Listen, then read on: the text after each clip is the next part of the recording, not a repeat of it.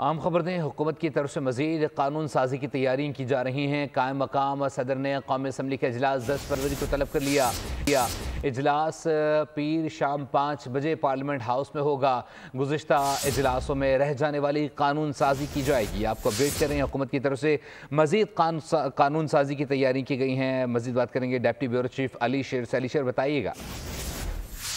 जी बिल्कुल, कौमी असम्बली का इजलास सोमवार यानी 10 फरवरी को 5 बजे शाम तलब कर लिया गया है। ये इजलास कायम मकाम सदर और मौजूदा चेयरमैन सेनेट सैयद यूसुफ रजा गिलानी ने तलब किया है कौमी असम्बली का इजलास, क्योंकि सदर पाकिस्तान आसिफ अली जरदारी चीन के दौरे पर है।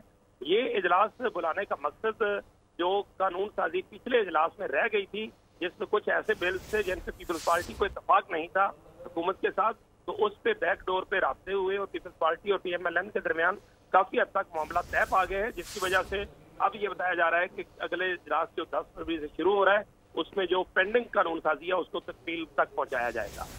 बहुत शुक्रिया अपडेट करने के लिए।